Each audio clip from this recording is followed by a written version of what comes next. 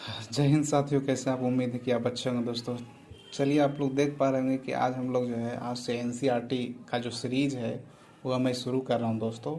देखिए, कोई भी बुक्स आपको जो बेसिक बुक्स है, बीपीएससी हो या कोई भी एग्ज़ाम हो, उसका बेसिक जो बुक्स है उसको आप पढ़िएगा तो आपका जो है सिलेक्शन वह जो है ज़्यादा मायने रखता है दोस्तों। क्योंकि देखिए, कहा जाता है कि आपका अगर आप कहीं युद्ध करने जाते हैं तो युद्ध में वही सैनिक जीतता है जिसके पास दृढ़ संकल्प होता है और प्लस हथियार भी आधुनिक होता है। जैसे कि आज देखते होंगे कि भारत पाकिस्तान में युद्ध होता हो या भारत चाइना में युद्ध हो या फिर इजराइल फिलिस्तीन का मुद्दा आप देखिए, जिसके पास ज़्यादा हथियार है वह जो है आसानी से जीत जाता है।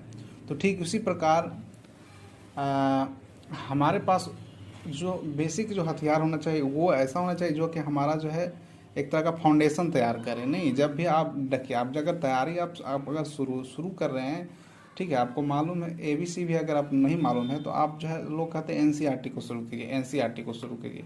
ठीक है, तो एनसीईआरटी को शुरू करना बहुत ही आसान है दोस्तों। ठीक है, तो ये मेरा जो है पुराना एनसीईआरटी है। आप प्राचीन भारत छठी कक्षा के इतिहास का पाठ्य पुस्तक देख पा रहे होंगे। ये बहुत पहले वाला है। ठीक है, न्यू वाला भी आप ले सकते हैं। न्यू वाला भी मेरे पास पुराना वाला ही है, तो मैं इसी से जो है इसको जो है अध्ययन करूंगा दोस्तों, आप लोग को सामने इसको प्रस्तुत करूंगा।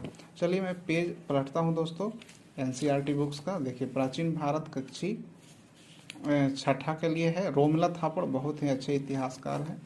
ठीक है, तो चलिए देखिए, इसमें जो है हमको पढ़ना है मेनली वह हमारा है आदि मानव।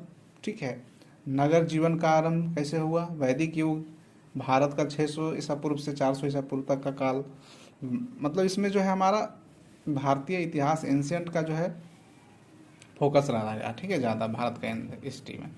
गुप्त काल, मौर्य काल, भारत 200 से 300 ईसा पूर्व, छोटे राज्यों का युग, नहीं, फिर भारत संसार। तो इस तरीक़ा से 9 अध्याय आपके सामने दिया गया है। 9 अध्याय को हम लोग जो है इसको ख़त्म करेंगे। तो पहला जो हमारा है वह भारतीय इतिहास का अध्ययन है। ठीक है, ये भूमिका दिया है, तो इसको आप पढ़ सकते हैं, एक कहानी की तरह है, इसको आप पढ़ सकते हैं, छोड़ भी सकते हैं। ठीक है, इसमें हालांकि इसमें कुछ ज़्यादा नहीं दिया गया, बस एक भूमिका जैसे होता है ना, आंसर का भूमिका, उसको आप जो है देख सकते हैं। मेन हमारा अध्याय 1 जो है यहाँ से शुरू होता है। ठीक है, आप देख पा रहे होंगे अध्याय 1 जो हमारा यहाँ से शुरू होता है, आदि मानव। चलिए, तो अब हम शुरू करते हैं आदि मानव। ठीक है, आदि मानव को सभ्य बनने में लाखों साल लग गए थे। देखिए, बात सही है कि आदि मानव जो है इसको सभ्य बनने में जो है लाखों साल लगा था। कैसे लगा था? क्योंकि देखिए, आज हम जो इतना जेंटलमैन हो गए, इतना जो तेज तराज हो गए हैं, ऐसा मानव शुरुआती दौर में नहीं था। नहीं, एक तरह से एक तरह का बहुत ही कम बुद्धि होता था लोगों के पास उस समय। ठीक है, तो चलिए शुरू करते हैं हम दोस्तों। तो मनुष्य जो था, शुरू में खाद्य संग्राहक से खाद्य उत्पादक तक की अवस्था तक पहुंचने में आदमी को करीब 3 लाख साल लग गए थे। कितने साल लग गए थे? 3 लाख साल लग गए थे। परंतु बार बार खाद्य उत्पादक बनने के बाद भी मनुष्य ने बड़ी तेजी से उन्नति की दोस्तों। ठीक है, मतलब कि मनुष्य का जो है खाद्य संग्राहक और खाद्य उत्पादक, पहले ये चीज़ को आप समझिए। खाद्य संग्राहक किसे कहते हैं? ठीक है, तो आदि मानव के पास शुरू में खाना को जमा जो करते थे उसको हम खाद्य संग्राहक कहते थे। मतलब उनके पास खाना का जो संग्रह करना है उसी को खाद्य संग्राहक कहते हैं। इसका उपयोग करते थे, संग्रह करके इसका उपयोग करते थे। अब बात करते हैं खाद्य उत्पादक। तो खाद्य उत्पादक का मतलब होता है जब मानव ने खुद भोजन बनाना सीख लिया हो, मतलब कि खेती करना सीख लिया हो दोस्तों। ठीक है, तो उसको हम क्या कहेंगे? खाद्य उत्पादक कहेंगे, जहाँ उत्पादन करना सीख लिया हो। खाद्य संग्रह का मतलब हुआ आदि मानव के पास शुरू में जो खाना जमा करते थे, नहीं, उसी को हम खाद्य संग्रह करते हैं। तो इस तरीक़ा से मनुष्य अपने आसपास के वातावरण में जितना अधिक नियंत्रण होता है उतना ही अधिक तेजी से हुआ जो है क्या होता है, उन्नति भी करता है। तो आरंभ में आदमी खाना बदोश थे। चलिए, खाना बदोश किसको कहेंगे? वैसे लोगों को कहते हैं जो एक स्थान से दूसरे स्थान खाना के लिए घूमते रहते हैं।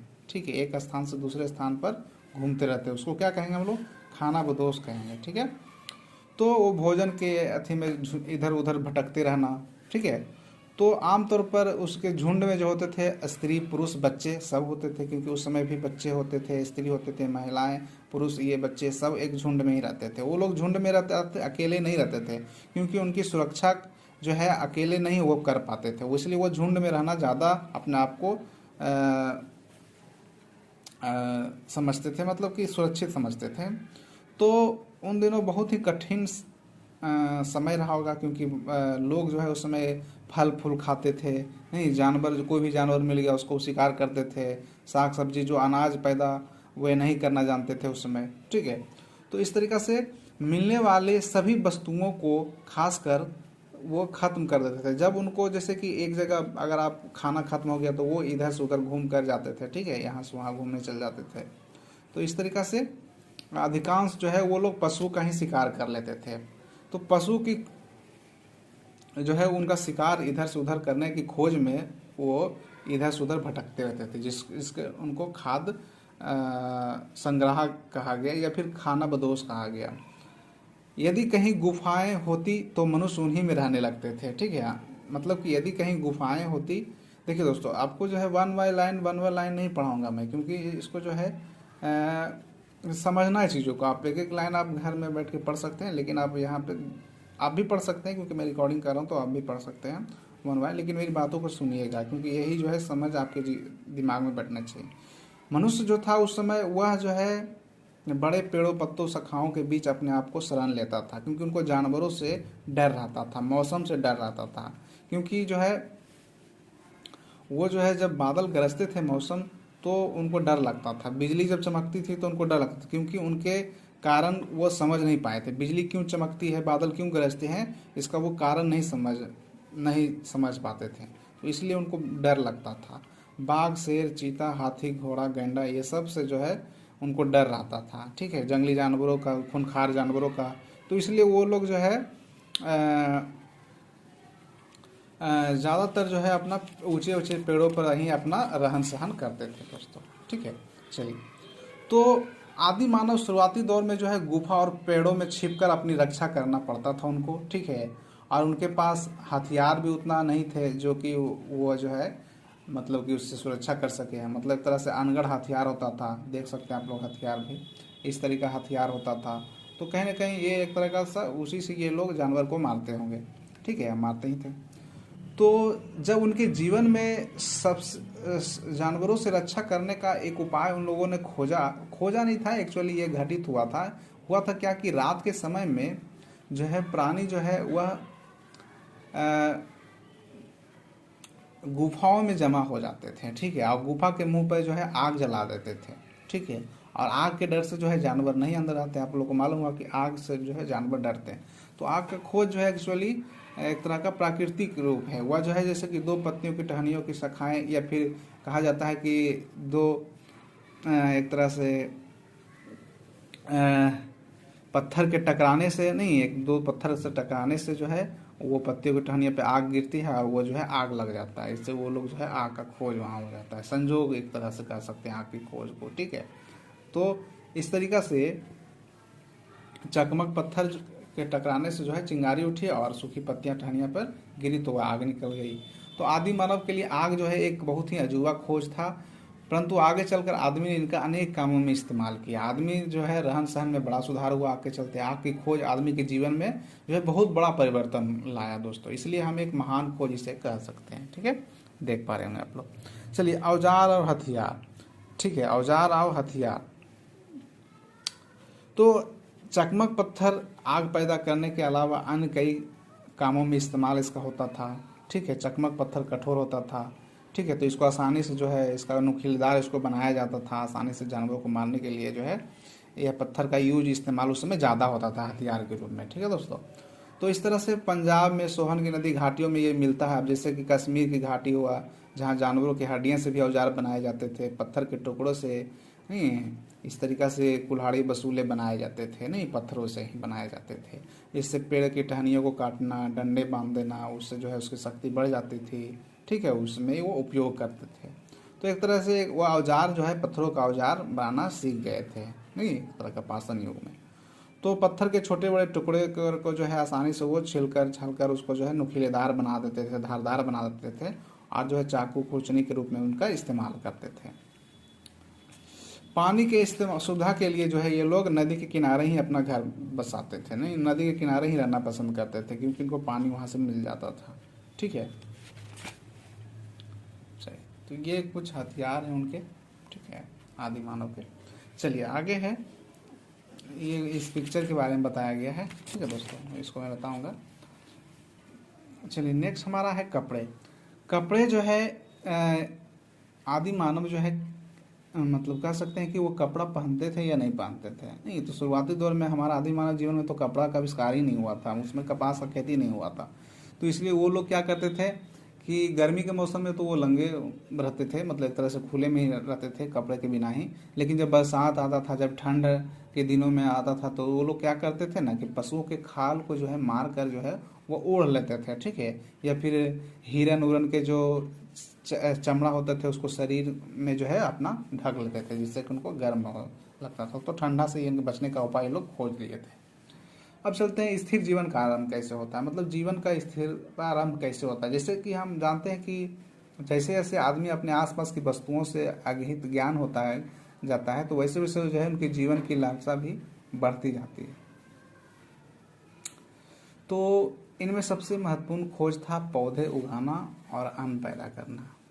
उसने पता लगा लिया था कि भूमि में बीज डालने और पानी देने से पौधे उगते हैं। यह कृषि की शुरुआत थी। यह एक महत्वपूर्ण खोज थी, क्योंकि मानव जो है भोजन की तलाश के लिए एक जगह से दूसरे जगह जो है भटकते रहते थे। लेकिन जैसे उनको और वो खाना बदोशी जीवन जीते थे, तो इस तरीक़े से कह सकते हैं कि किसान जो है, किसान का जीवन जो है वो लोग धीरे धीरे अपनाने लगे। मतलब कि वो पौधे उगाना और अन्न पैदा करना वो लोग धीरे धीरे इस पद्धति को जान चुके थे। ठीक है, कि अनाज को कैसे उगाया जाता है, बीज बोकर पानी डालने से अनाज उपजता है। तो ये लोग एक तरह से अस्थाई हो रहे थे। ठीक है, एक तरह से जैसे कि इनको मेन था कि खेती करने के लिए, खेती जब करेंगे तो अस्थाई जीवन जिएंगे ही।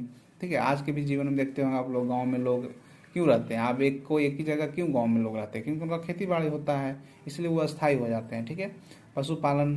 तो पशुपालन मनुष्य के जीवन में जो है बहुत ही महत्वपूर्ण खोज था। पशुओं से उनका शुरुआती से ही वो लोग मार कर खा जाते थे, और फिर धीरे धीरे उनको कुछ पालतू भी बनाना शुरू कर दिए। ठीक है, जैसे कि जंगली बकरे बकरियाँ, ठीक है, गाय पालतू, कुत्ता को भी पालतू बनाया। तो बकरियाँ से इनको दूध भी मिलता था और मांस भी मिलता था। तो इस तरीक़ा से इनका ये शिकार करते थे। ठीक है, तो बहुत सारे पशुओं से जो है इनका भोजन भी बनता था, और प्लस खेती गृहस्थी में ये लोग हल वल जोतने के भी, गाड़ी खींचने का भी इसमें काम लाते थे जानवरों को। धातु की खोज सबसे ज़्यादा इम्पोर्टेंट हो जाता है, धातु की खोज। जब धातु की खोज मनुष्य के जीवन में और ज़्यादा स्थायी पैदा कर दिया, मतलब को अन्न पैदा करने तो लग ही गए थे वो लोग, अनाज नहीं, पेड़ पौधे झाड़ियों को काट कर जलाकर ज़मीन साफ कर किए। उसके बाद जो है पत्थरों को कुल्हाड़ियों से काटने का काम करते थे, क्योंकि उस समय धातु का खोज नहीं हुआ था। तो धातु का खोज किसने किया, कौन किया, ये कोई नहीं जानता। ठीक है, एक्चुअली, ठीक है, ये जो है धातु का खोज हुआ था, वह हुआ था तांबा का। ठीक है, तांबा का नहीं, इसमें जो है रांगा, जस्ता, सीसा, इन्हें मिलाने से मिश्र धातु बनी, जिसको हम कांसा कहते हैं। ठीक है, सबसे पहले मनुष्य ने जो है खोज किया, वह किसका खोज किया, कौन सा धातु का, तांबे का खोज हुआ था। ठीक है, इसको बाद में जो है इसमें रांगा और जस्ता सीसा मिलाने से जो है मिश्र धातु बना, और उसको कांसा कह दिया गया। ठीक है, कांसा का आप लोग आज भी देखते होंगे बर्तन में। तो कच्ची धातु को पिंड में पिघलाकर किस प्रकार धातु तैयार किया गया, यह हमें तो मालूम नहीं है, लेकिन धातु की जो है छुरियाँ, कुल्हाड़ियाँ पत्थर के औजार से अधिक चमकदार और नुकीलेदार होते थे। ठीक है, तो जिस युग में मनुष्य ने केवल पत्थर के औजार का इस्तेमाल करता था, उसे पाषाण युग कहते हैं। ठीक है, पूरा पाषाण युग कह सकते हैं। जब खेती गृहस्थी करे लगा तो नवपाषाण काल हो गया, नहीं, आग का खोज हो गया। तो इन लोग का जो है धातु का खोज होने से जो है, धातु का खोज जो है इसको हम लोग ताम्र पाषाण युग भी कहते हैं, या कांस्य युगीन सभ्यता भी कहते हैं। ठीक है, भारत में कई स्थानों पर जो है तांबे या कांसे की कुल्हाड़ियाँ मिली है, छुरियाँ मिली है, जैसे कि कुछ है ब्रह्मगिरी मैसूर के पास, नवदा टोली नर्मदा तट के पास। ठीक है, अब चलते हैं पहिया। पहिया का भी खोज जो है बेहद ही इम्पोर्टेंट माना जाता है, चाक का आविष्कार। ठीक है, चाक का आविष्कार जीवन में उस समय से लेकर आज तक महत्वपूर्ण बना हुआ है। आप देख सकते हैं नहीं कि पहिया या चक्र की आवश्यकता आज भी उतना ही है जितना उस समय था। जैसे कि आज एक छोटी सी घड़ी में भी देखिए आप पहिया का आविष्कार होता है, एक तरह से गोल आकार का आकार हो रहा है, ठीक है। बड़ी से बड़ी रेलगाड़ी का भी पहिया का यूज हो रहा है। तो इस तरीके से पहिया बहुत ही उस समय यातायात के साधन में भी बहुत ही भूमिका निभाया। साथ ही साथ जो है कहने का स्थान हुआ कि एक स्थान से दूसरे स्थान जाने के लिए भी जो है पैदल पहले जाते थे लोग। अब क्या हो गया कि अब वो गाड़ी बैलगाड़ी बना लिए, बैलगाड़ी से वो आना जाना करने लगे और आसानी से संभव हुआ एक स्थान से स्थान भारी से भारी सामानों को ले जाना आसान हो गया, ठीक है। मतलब धातु की खोज हो जाने से जो है एक नया युग शुरुआत हो गया, ठीक है, जिसको काश युग कहते हैं। पहिए की खोज होने से जो है अपने जीवन में जो वह लोग एक जगह से दूसरे जगह जाने में जानवरों का भी इस्तेमाल करने लगे, घोड़ा खींचने में, नहीं एक तरह से। तो इस तरह से उनका जीवन जो है एक तरह का से परिवहन में सुधार हुआ दोस्तों, ठीक है। प्रारंभिक गांव की देखें तो गांव जो है कब बसता है, जब वो लोग अस्थायित्व आ जाता है उनके अंदर। तो जब उनको खेती गृहस्थी जब वो लोग करने लगे तो वो लोग इधर से उधर भटकना बंद कर दिए।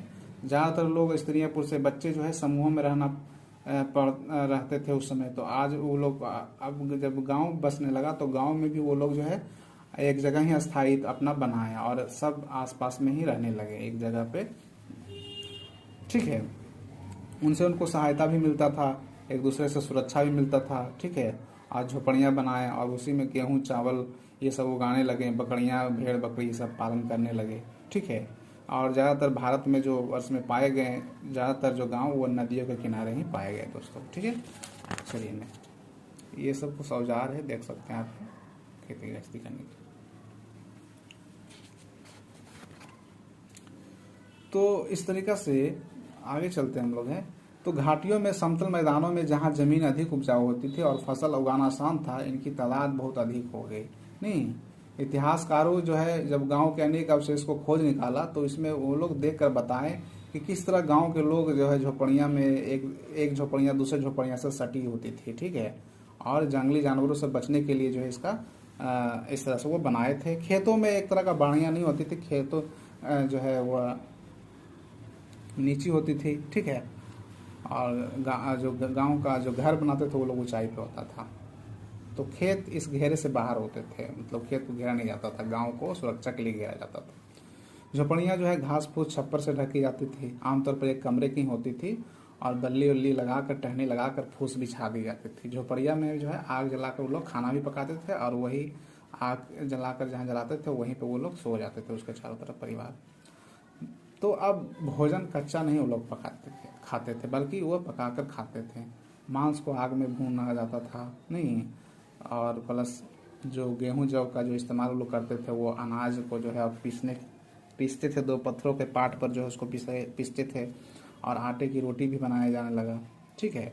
तो इस तरह से धीरे धीरे जो है उन लोग में घड़े के बर्तनों बनाए लगे, खाना पकाने के लिए बर्तनों की आवश्यकता पड़ी तो वो लोग चाक का आविष्कार हुआ तो बर्तन बनाना। शुरुआती दौर में तो महिलाएं स्त्रियां ही बनाती थी मिट्टी के बर्तन, लेकिन धीरे धीरे जो है पुरुषों लोग जो है चाक पे देखते होंगे, आज भी आप ग्रामीण एरिया में जाइएगा तो वहाँ पे जो है चाक पे बनाया जाता है बर्तन को।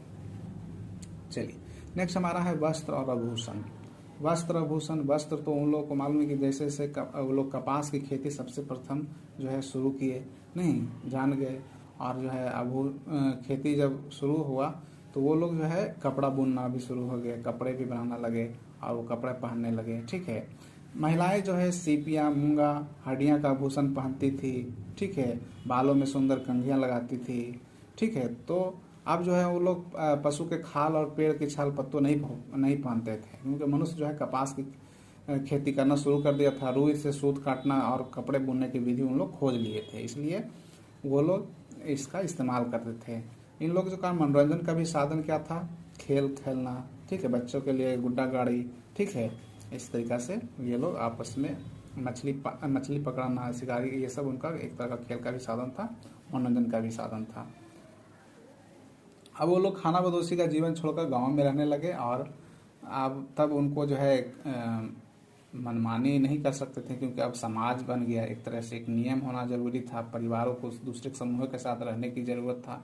तो गांव में कोई कानून व्यवस्था नहीं था, नहीं एक तरह का समाज में बात करें तो इसलिए कुछ आदमियों जो है खेतों में काम करने जाते थे, कुछ पशुओं की देखभाल करते थे, कुछ झोपड़ियाँ बनाते थे, अलग अलग काम लोग कर रहे थे। लेकिन ये कौन डिसाइड करेगा कि कौन खेती करेगा कौन पशु, तो इसलिए उन लोगों ने जो है गांव के जो सबसे वृद्ध होते थे उनको जो है मुखिया बनाया गया एक तरह से, ठीक है।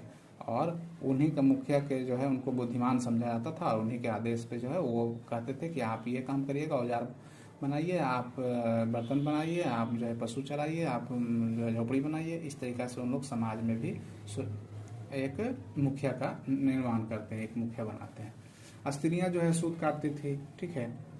तो इस तरीक़ा से समाज में भी विकास हुआ।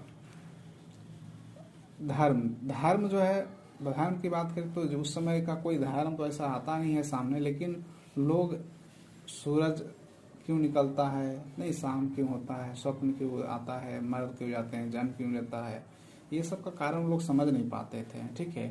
ऋतुओं की एक ही बार ऋतु हर साल आती है, तो इससे वो लोग समझ नहीं पाते थे। तो मनुष्य इससे डरते थे, बिजली की कड़कड़ाहट से, भूकंप से, ठीक है। इनका कारण वो नहीं जानने के कारण लोग डरते थे। तो इस तरीक़ा से उनको लगता था कि आकाश का एक देवता है जो सूर्य को प्रतिदिन आकाश में यात्रा करने की अनुमति देता है। धरती की कल्पना एक माँ के रूप में उन लोगों ने किया जो फसलों के पौधों को, अपने बच्चों को पालन करती है।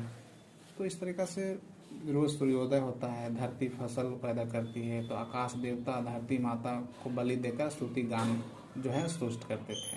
मातृ देवी के रूप में वो धरती माता की छोटी मूर्तियाँ बनाई जाती थी, सर्वत्र इनकी पूजा होती थी। इस प्रकार कुछ व्यक्ति चमत्कारी और दावा करने में लगे हुए थे, मौसम पर काबू पा सकते थे, बीमारी अच्छी कर सकते थे।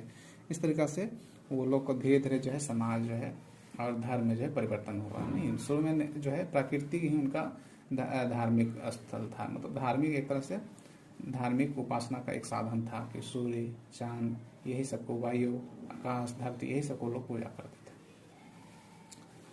तो मृत्यु के बारे में कहा जाता है कि मृत्यु एक ऐसा लोग समझे जाते थे जो कभी वापस नहीं लौटता है। इसलिए किसी पुरुष स्त्री की जब मृत्यु हो जाती थी तो उसको कब्र में समाधि बनाकर जमीन में गाड़ दिया जाता था।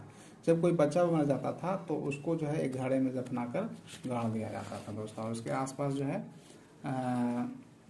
उनको ऐसा विश्वास था कि उनके बर्तन, खाने होने का चीज़ जो है उनका समाधि में रख दिया जाता था, ताकि मरने के बाद भी वो कहीं जाए तो वहाँ यूज करें इसका। तो मनुष्य का संस्कृति, रहन सहन, ढंग जो है, ये व्यवहार धीरे धीरे आदिम व्यवस्था से काफ़ी आगे बढ़ गया।